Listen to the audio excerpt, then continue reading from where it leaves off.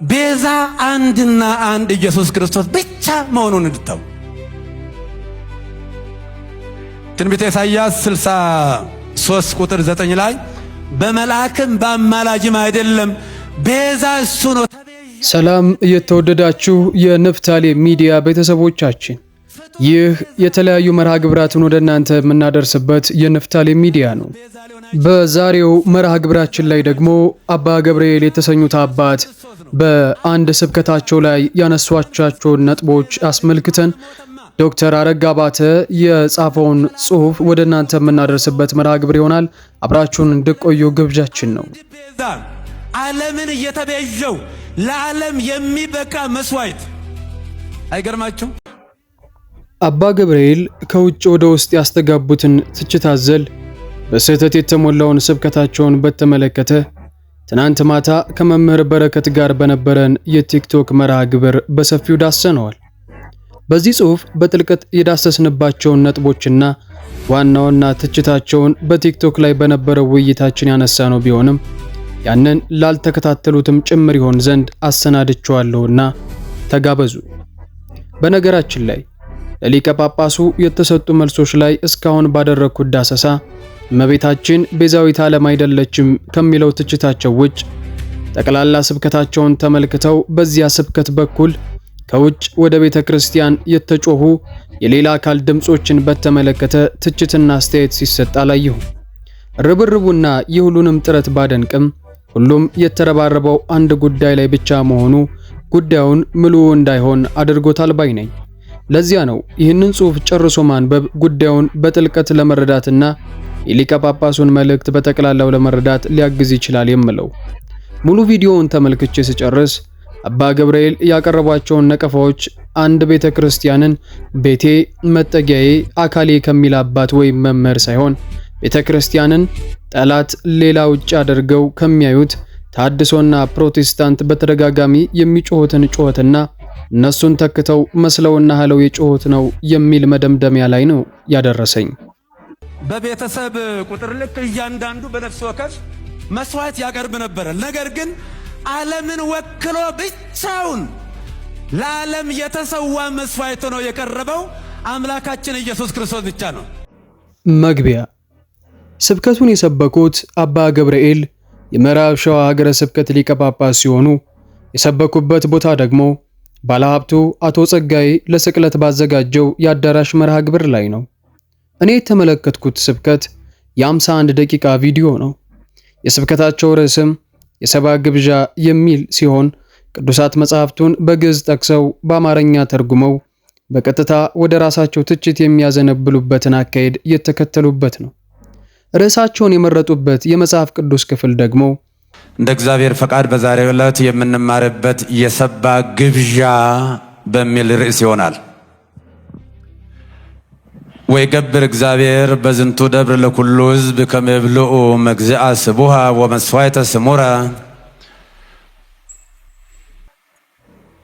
እነሆ አምላካችን ልዑል እግዚአብሔር የሰራዊት ጌታ በዚህ ታላቅ ተራራ የሰባ ግብዣን ያደርጋል። ትንቢተ ኢሳይያስ ምዕራፍ 25 ቁጥር 6 ላይ ያለው የእግዚአብሔር ቃል ነው። ጠቅላላ አስተያየት። ስብከቱ የተሰበከው ክርስቶስ በዕለተ ዓርብ የከፈለውን የቤዛነት ሥራ ለማሳየትና የቀኒነቱን ታላቅነት ለማጉላት ይመስላል። የመረጡትም የሰባ ግብዣ የሚለው ርዕስ አብ ለሰው ልጆች ያዘጋጀው ያረጀ የከረመ የወይን ጠጅ ሊቀ ጳጳሱ ባይጠቅሱትም ያረጀ የከረመ የወይን ጠጅ የሚለው ብሎ የመዋዕልነቱን ለማሳየት ነው። ኢሳይያስ ያንን የተጠቀመው ሲሆን ታላቅ ግብዣ የተባለበትም አንዴ ተበልቶ ለዘላለም የማያስርብ አስደናቂ ግብዣ በመሆኑ ነው።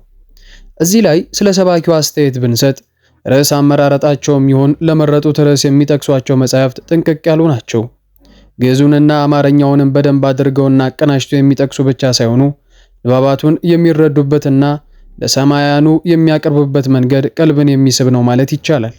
በሌላ በኩል ደግሞ ከስብከታቸው ለመታዘብ እንደሞከርኩት ሁለት ወጥ ችግሮች አሉባቸው።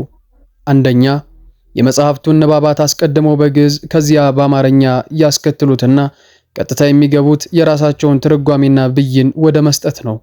ይሄ ከተለመደው በተጠቀሰው ንባብ ላይ ከጥንት ጀምሮ ሊቃውንቱ እንዴት እንደተረጎሙትና እንዳመሰጠሩት ካስረዱ በኋላ ወደ ሕይወታችን መተርጎም የሚለው ስልት ያላገናዘበ ሆኖ አግኝቼዋለሁ። ሁለተኛ፣ በሚያነሷቸው ርዕሰ ጉዳዮች ሁሉ ንባባቱን ለሐሜትና ሌሎችን ለመዝለፊያነት ወይም ትውፊትን ለማጣጣያነት ይጠቀሙበታል። ይሄም በወንጌል ስም ወይም ወንጌል ለራስ ፍላጎት ማስገደድ ሆኖ አግኝቼዋለሁ። ይሄ መንፈሳዊነት ሳይሆን ፖለቲከኝነት ነው የሚባለውም። አይደለም ወንጌል መድረክ ላይ ተቆሞ ሐሜት መቼም የትም ቦታም ቢሆን ነውርም ኃጢአትም ነው። ይሄ ወደ ጎን የሚተኩሱት ወይም ከውጭ ሆነው ወደ ቤተ ክርስቲያን ትውፊትና ስርዓት ላይ የሚያደርጉት ተኩስ ጥሩ የነበረውን ትምህርታቸውን ፈጽሞ ገድሎባቸዋል። የግብዣ ደግሞ ጾታ የማይለይ፣ ጎሳ የማይለይ፣ የኑሮ ደረጃ የማይለይ ዝርዝር ትችት። የኔ ዝርዝር ትችት የሚያተኩረው ከጉዳዩና ከመረጡት ርዕስ ጋር የማይገናኙ ወይም ባያካትቷቸው ስብከታቸው ሙሉ ከመሆን የማያግዷቸውን ነገር ግን በዓላማና የተደራጀ በሚመስል መልኩ ባስተላለፏቸው ስህተቶች ላይ ነው። ሊቀ ጳጳሱ ቢያንስ 5 አካባቢ የሚሆኑ ነጥቦች ላይ ቤተክርስቲያን ላይ ትችት አቅርበዋል ወይም የተሐድሶና የፕሮቴስታንትን ድምጸት አስተጋብተዋል ብዬ ስለለየው ስህተቱ ከዚያ ቢልቅም ከዚህ ቀጥሎ የማተኩረው በአምስቱ ስህተቶች ላይ ብቻ ይሆናል ማለት ነው። ለመከታተል ይመቻችሁ ዘንድ የማደርገው ሊቀ ጳጳሱ የተናገሩትን በጥቅስ ውስጥ አስቀምጥና በማስከተል ትችቴን ወይም ጥያቄዎችን አስከትላለሁ። አንደኛ፣ ከ13ኛው ደቂቃ ጀምሮ ስለ ኦሪት ያላቸው ትችትና መልከታ ኦርቶዶክሳዊ አይደለም። እንዲህ ይላሉ። የሞት መውጊያ ኃጢአት ነው፣ የኃጢአትም ደግሞ ኃይል ሕግ ናት ይላል። ኦሪት ይላታል። ኦሪት ገዳይ ነች። ኦሪት ጨካኝ ነች። ኦሪት ጥላ ናት። እግዚአብሔር ኦሪትን አሳልፈዋል። የኦሪቱ መስዋዕት አልፏል። የኦሪት መስዋዕት ወይንም ሕገ ኦሪት ማለት የወላጅ ቤት ማለት ነው። የእናት አባት እንደ እናት አባት ቤት የሚቆጠር አንድ ሰው እናት አባቱ ቤት እስከ ተወሰነ ጊዜ ድረስ ነው የሚኖረው እንጂ እድሜ ልኩን ለሱ መኖሪያ ሊሆን አይችልም። በዚህ ዘመን መቼም አንዳንድ ሰነፎች 50፣ 40፣ 60 እስኪሞላቸው ድረስ ወላጆቻቸው ላይ ተዘብዝፈው የሚቀመጡ ራሳቸውን የማይችሉ ሰዎች አሉ። ይህ ምልከታ ኦርቶዶክሳዊ አይደለም። ኦሪት ጨካኝ አይደለችም። ኦሪት ሞግዚት ነበረች። እናት ወንጌል እስክትመጣ ልጆቿን በአሳዳጊነት የጠበቀች ናት ኦሪት። ቅዱስ ጳውሎስ ኦሪት ኃጢአቴን አበዛችብኝ ያለው ሕግ የሚያስቀጡትን ነገሮች ዘርዝራ ቆጥራ ስለምታሳውቅ ነው። ያለ ሕግ ሲያደርገው የነበረውን ሕግ ስትመጣ ስለከለከለችው ቆጠረችብኝ፣ አበዛችብኝ አለ እንጂ ኦሪትን በሞግዚትነቷም አመስግኗታል። የተሰጣትን ሚና ተወጥታለች። ኦሪት ያልተሰጣትን ታሳካ ዘንድ አልተጠየቀችም። በሌላ በኩል መጽሐፋዊው መረዳት ልጆች የወላጆች ወራሾች ናቸው። በአባቴ ቤት መኖሪያ አዘጋጅላችኋለሁ ያለው ለዚያ ነው። የአባታችን ወራሾች ነን። የሊቀ ጳጳሱ ንጽጽርና ምሳሌም በዚህ ረገድ ደካማን ነው። በዋናነት ግን ይህ መልከታ የተሐድሶና የፕሮቴስታንት ነው። ቀጥለውም ሌላ በጣም ጎደሎ ምሳሌ ይጠቀማሉ። ታውቃላችሁ? የበዓል ዋዜማ ሲቆም ምስጋና ማህሌት ይቆማል፣ ድግስ ይደገሳል። ነገር ግን ዋዜማ ማለት ፍጹም በዓል ነው ማለት አይደለም። የበዓሉ መግቢያና ማመልከቻ ነው። የእስራኤል ትልቁ ችግራቸው የኦሪቱን የዋዜማ ድግስ ከበቂ በላይ በልተው ሆዳቸው ስለሞላ ታላቁ የአዲስ ኪዳን በዓል አምልጧቸዋል። እኔ በጣም ነው የሚገርሙኝ። ዛሬም ኦሪት ላይ ተቸክለው የቀሩ በጽድቄ በገድሌ በትሩፋቴ ድናለሁ ብለው እንደ ኩራት የሚናገሩ የእግዚአብሔር ልጅ ደም የዘነጉና የረሱ ብዙዎች አሉ። ይህንን ታላቁን የሰባ ግብዣ ከዚህ መመገብ ያቃታቸው። እዚህ ላይ ዋዜማን በኦሪት በዓልን ደግሞ በወንጌል መስለው ከተናገሩ በኋላ ከላይ እንዳልኩት ነው የገቡት። በመሰረቱ የአይሁድ ችግራቸው ሊቀ ጳጳሱ እንዳሉት ዋዜማውን ከሚገባው በላይ በልተው በመጥገባቸው አይደለም። ዋዜማውማ የሚያጠግብ ቢሆን ምን ችግር ነበረው? ጉዳዩ ዋዜማው ያጠግብ ነበር ወይ ነው? ያ ማለት ኦሪት ሰዎችን ማዳን ወይም መቤዥ ችላ ነበረ ወይ? የኦሪት ድግሱስ አንዴ ተበልቶ ለዘላለም የማያስርብ ነበር ወይ? ኦሪት ካጠገበችማ የወንጌል መምጣት ለከንቱ ሆነ። ባይሆን አይሁድ ዋዜማውን አክብረው ዋናውን በዓል ሳያከብሩ ቀሩ፣ ወይም በዋዜማው በቃቸው ቢሉ ያማረ ነበር። በሌላ በኩል ከደቂቃዎች በፊት ኦሪት ጨካኝ ናት ያለ ሰው ኦሪትን ዋዜማ፣ ወንጌልን ደግሞ በዓል ሲያደርጋቸው ዋዜማን ጨካኝ እያላት እንደሆነ እንዴት ይዘነጋል? ዋዜማ ዋናውን በዓል መቀበያ ናት፣ መቆያ። ኦሪትም ዋናዋን እናት ወንጌልን ለመቀበል የቆየንባት ሞግዚት ሕግ ናት ቢሉ ያማረ ነበር። ሌላው በዚህ ክፍል ያቀረቡት ዘለፋ ነው። ዛሬም ኦሪት ላይ ተቸንክረው የቀሩ በጽድቄ በገድሌ በትሩፋቴ ድናለሁ ብለው እንደ ኩራት የሚናገሩ የእግዚአብሔርን ልጅ ደም የዘነጉና የረሱ ብዙዎች አሉ። ይሄ ተሐድሶና ፕሮቴስታንት ኦርቶዶክስን በተመለከተ የሚናገሩት እንቶ ፈንቶ የሆነ ሐሜት ነው። ይሄ ጽንፍ የያዘ መልከታ እኛን አይመለከተንም። ሊቀ ጳጳሱን ከውጭ ወደ ውስጥ የጮኩትን ያስባለን ይህን መሰሉ ነው።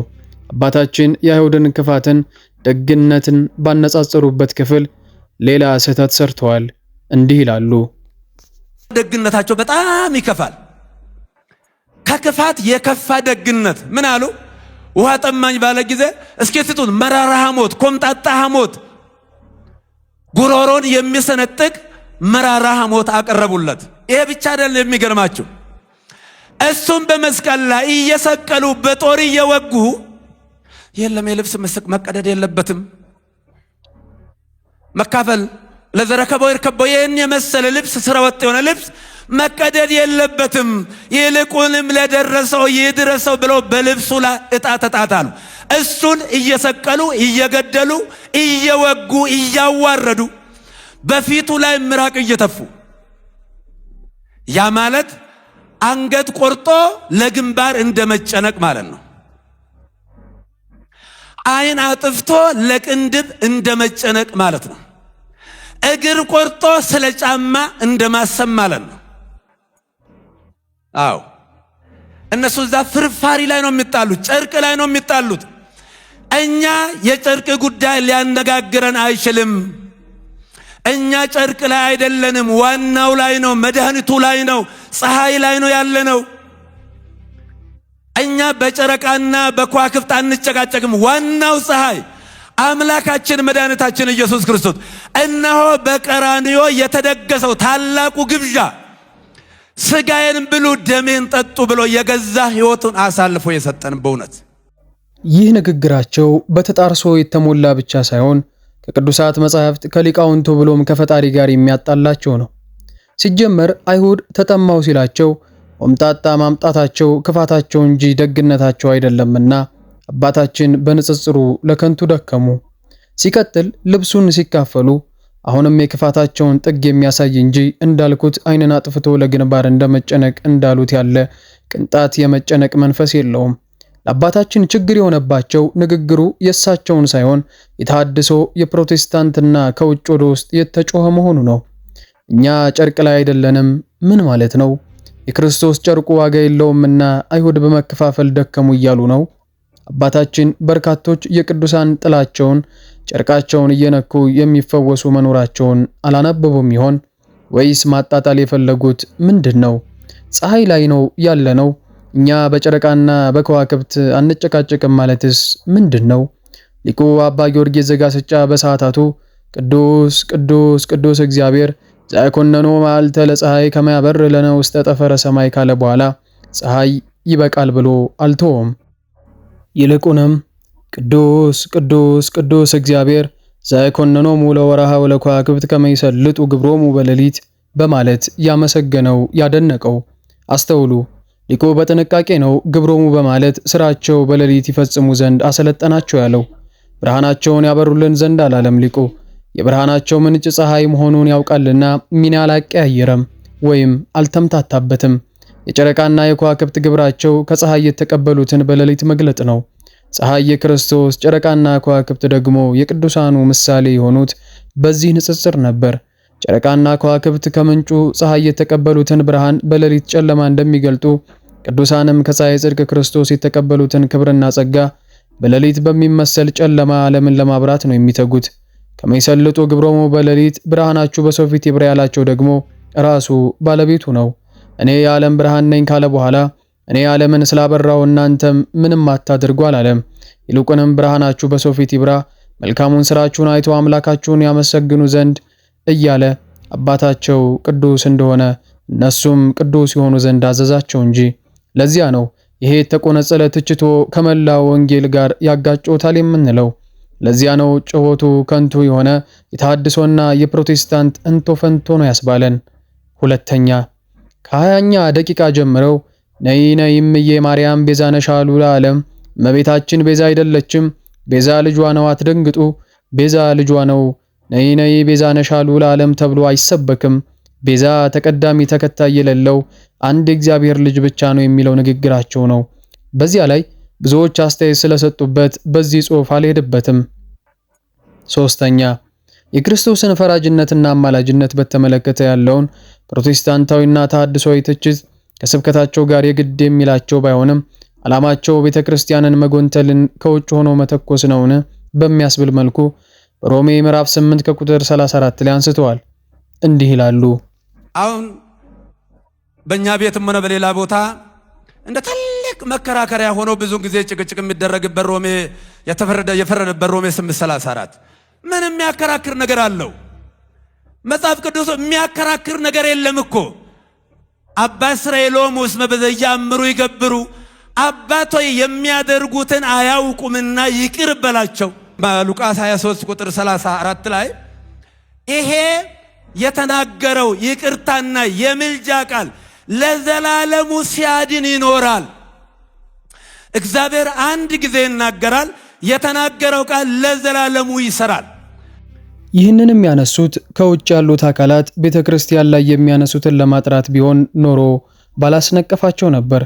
ነገር ግን አሁን በእኛ ቤትና በሌላ ቦታ እንደ ትልቅ መጨቃጨቂያ ተደርጎ የሚለው አባባል ራሳቸውን ሶስተኛ ወገን አድርገው ያቀረቡት ኦርቶዶክስ ይህንን የማታምንና የማታውቅ አስመስለው የሚከሱትን ክስ ያስተጋቡበት ሌላው ስህተታቸው ነው። በመሰረቱ ለማብራሪያነት ያቀረቡት ጥሩ ቢሆንም በሌላው ቤት አማላጅ ነው ሲሉ ምን እያሉ እንደሆነና ለምን እንደሚቃወም ላይናገሩ ነገር ነው ጥቅሱን ለክስ ያነሱት። አራተኛ ከ40ኛው ደቂቃ ጀምሮ ስለ ፈያታዊ ዘየማን ያነሱበትን በዚያው ላይ የትርጓሜ ባህልና ትውፊትን አጥብቀው የተቃወሙበትን ክፍል ነው። ቀደም ብሎ ከ37ኛው ደቂቃ ጀምሮ በሰሙነ ሕማማቱ የምናደርጋቸውን መከራውን ማሰብን፣ ስግደቱን፣ ምንባባቱን የሚቃወም የሚመስል ንግግር ተናግረዋል። ነገር ግን እኔን በጣም ያስገረመኝና በስህተት የተሞላ ንግግራቸው ያለው በሚከተለው ውስጥ ነው። እንኳን ለኛ ይቅርና በቀኙ የተሰቀለው ፈያታዊ ዘየማንን ታስታውሱታላችሁ። ፈያታዊ ዘየማን ሉቃስ 23 ቁጥር 39 ላይ ያለው ተዘከረኒ እግዚኦ አመ ትመጽእ በመንግሥትከ። በጣም ነው የሚወደው ይህን ሰው። እኛ በእንደዚህ አይነት መከራ ተይዘን ሳለን በውኑ እግዚአብሔርን አትፈራው? ምን እኔና እናንተ የሚገባንን ቅጣት ተቀብለናል። ይሄ ግን እኮ ኃጢአት የለበትም። ማን ገለጸለት? ማን ነው ልቡን ያበራው? ማን ነው አይኑን ያበራው? ሌላ ነገር አይደለም። ሰማዋ አባት የሚያደርጉትን አያውቁምና ይቅር በላቸው የሚለው ቃል ነው። ሌላውን ድርሰት ተረተውት።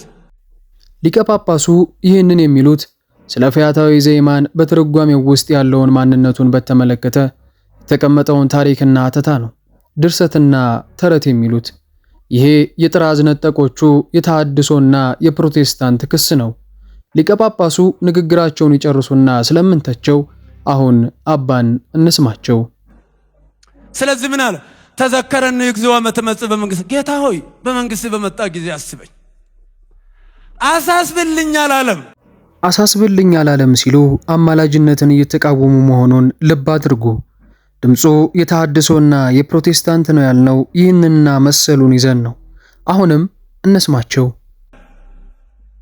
በዛ ያን የተዋረደውን የተሰቀለውን እርቃኑን እንደሱ የተሰቀለውን የመንግስት ባለቤት መሆኑን አውቆ መለኮታዊ እግዚአብሔር መሆኑን አውቆ ጌታ ሆይ በመንግስት በመጣ ጊዜ አስበኝ።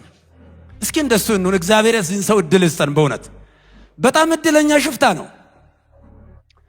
እኛ መቀባባት ስለምንወድ እንደዚህ ተሸክሞ እንደዛ ምርኩዙ ተሰብሮበት የሱ አይቶትም አያውቅም። ጌታ ይዋል እውነቱን ነው እንጂ መናገር ጌታን የዛለት ብቻ ነው ያየው።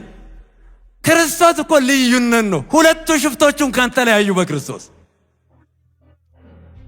ለመግደል ይተባበሩ ነበር፣ ለመስረቅ አይለያዩም ነበር፣ ለመድፈር አንድ ነበሩ፣ ችግር አልነበረበት። ግን በክርስቶስ ተለያዩ። ለምን? ክርስቶስ እውነት ነዋ። ክርስቶስ እውነት አንዲት ጣት አንዲት ቅንጣት የማትሰነጠቅ የማትከፈል ጥያቄ የማይነሳባት ኮሜንት የማይሰጥባት እውነት። ጌታው በመንግስት በመጣ ጊዜ አስበኝ። በዚህ ደረጃ የተዋረደውን ሰው እውነተኛ የባህሪ አምላክ መሆኑን አውቆ ጌታ ሆይ በመንግስት በመጣ ጊዜ አስበኛል። ቤተልሔም ሲወለድና ሰብአ ሰገል ወርቅ፣ ዕጣን፣ ከርቤ ሲያቀርቡለት አልነበረም ፈያታዊ ዜማን? ወደ ግብፅም ሲሰደድ አላየም አልነበረም ፈያታዊ ዜማን? ቃና ዘገሊላ ላይም አልነበረም በቀኝ የተሰቀለው ሽፍታ? ደብረ ታቦር ላይ ብርሃነ መለኮቱ ሲገልጥ አልነበረም? ሲጠመቅና አባቱ ዝንቱ ወልዴ ዘአፈቅር ዘቦቱ ሰመርኩ ወሎቱ ስምዎ የመረጥኩት ልጄ ይህ ነው ሲል አላየም አልነበረም። ነገር ግን ቀና አገናኛቸው። አሁን ይህንን በስህተት የተሞላ ንግግራቸው እንተቸው። እኛ መቀባባት ስለምንወድ እንደዚህ ተሸክሞ ምርኩዙ ተሰብሮበት እርሱ አይቶትም አያውቅም እንዴ የት ያየዋል? እውነቱን ነው እንጂ መናገር የሚለው ንግግራቸው ፍጹም ሰፊ ችግር ያለበት ቁንጽልና ኦርቶዶክሳዊ ያልሆነ የተሐድሶና የፕሮቴስታንት ጩኸት ነው። እኛ መቀባባት ስለምንወድ እንጂ ያሉት የፈያታዊ ዘይማን ታሪኩ በትርጓሜ መቀመጡንና መነገሩን ነው። ፈያታዊ ዘይማን እመቤታችን ወደ ግብፅ ስትሰደድ መንገድ ላይ ካገኟት ሽፍቶች አንዱ ነበር የሚለውን ነው። አሁን ሊቀ ጳጳሱን ጥያቄ መጠየቅ ይቻላል። ለመሆኑ እርሶ ይህንን ከመጽሐፍት ስላላገኙት አልተቀበሉም እንበል። እርሶስ እርሱ አይቶትም አያውቅም እንዴ የት ያየዋል? እውነቱን ነው እንጂ መናገር ጌታን የዛን ዕለት ብቻ ነው ያየው ያሉት በምን ማስረጃ ነው? የዛን ቀን ብቻ ያየው መሆኑን ከየት አገኙት? ሁለቱ ሽፍቶችስ ሲሰርቁ ይተባበሩ እንደነበር አብረው አልነበሩ? ከየት አገኙት? የግል ትርጉምና ፍልስፍናዎትን ለማስተላለፍ የተጻፈንና ታሪክን ማጣጣል ምን የሚሉት ነው? ተቃርኖ አይታየዎትም ወይ? ሽፍታው ስለ ክርስቶስ አይቶም ይሁን ሰምቶ የማያውቅ መሆኑን ከየት ያልተጻፈ ነውና ከየት አመጡት የሚሉ ጥያቄዎችን ለመጠየቅ ያስገድደናል። 5 ገበያ ሕዝብ የሚያክል ይከተለው የነበረን ጌታ የአይሁድና የሮማውያንን አለቆች ሕዝቡን ሁሉ ወሰደብን ብለው የቀኑበትን እርሱን፣ ሲወለድ የጥበብን ሰዎች ኮከብ የመራቸው እርሱን፣ በመወለዱ የተቆጣ ሄሮድስ እገድለዋለሁ ብሎ 2000 ሕፃናትን የፈጀበትንና በይሁዳ ምድር አዲስ ክስተት የሆነውን እርሱን፣ ለምድራውያኑ ነገስታቱ የስልጣናቸው ተጋሪ መስሎ ጭንቅ የሆነባቸው እርሱን፣ ከሕዝብ ወገን የሆነው ፈያታዊ ዘይማንን እንዲያ በጨበጣና በቆረጣ እርሱ አይቶትም አያውቅም እንዴ የት ያየዋል? እውነቱን ነው እንጂ መናገር ጌታን የዛን ዕለት ብቻ ነው ያየው ሲሉ አልዘነጋውትም ወይ? ፈያታዊ ዘይማን እኮ ጎልማሳ ሽፍትነቱን ሐዋርያት ሳይቀሩ የመሰከሩበት ታሪክ ያለው በምድር ላይ የኖረ ሰው ነበር እንጂ በዕለተ ዓርብ ድንገት ከዓለት ስር የበቀለ አይደለም። ያንን የሽፍታውን የቀደመ ታሪኩን ፈልጎ መዝግቦ ከስሩ ለማስረዳት ሊቃውንቱ ያደረጉት ጥረት የሚያስደንቅ እንጂ እንዴት የሚያስተች መሰሎት? የዚህ ሁሉ ጣጣ ከውጭ ሆነው ወደ ቤተ ክርስቲያን ስለ ጩኸቱን የአባት ሳይሆንና ለተሐድሶና ፕሮቴስታንት በውክልና የተጮኸ በመሆኑ ነው። 5ኛ በመጨረሻው ከ47ኛው ደቂቃ ጀምሮ ስለ መስቀል ያላቸውን ተቃውሞ ያሳዩበትና በትርጉም ከመናፍቃኑ ጋር የተስማሙበት ጠባብ የሆነ ትርጉም ያለበትን ንግግር የተናገሩበት ነው። ይህንንም ብዙ አልሄደበትም። ልክ እንደ ቤዛ ትርጉም መስቀልንም መከራ ብቻ ተብሎ እንደተተረጎመና ጸመስቀል ትርጉም የሌለው አስመስለው የተናገሩበት ክፍል ነው። በጠቅላላው ስብከታቸው በርካታ ችግሮች ያሉበት፣ ከውጭ ወደ ውስጥ የተጮኸ፣ ውጫዊ አካልን ለማስደሰት ወይም የሆነ እኩይ ዓላማን ለማስፈጸም የሚመስል ነቀፋ፣ በቤተ ክርስቲያን ላይ የተደረገ አሉባልታ ወይም የስህተት ትምህርት ነው። ከላይ ትችት ያቀረብንባቸውን ንግግሮች ሳይጨምሩ የሰበኩት ስብከት ቢሆን ኖሮ ስብከታቸው እንዴት ያማረ በሆነላቸው ነበር።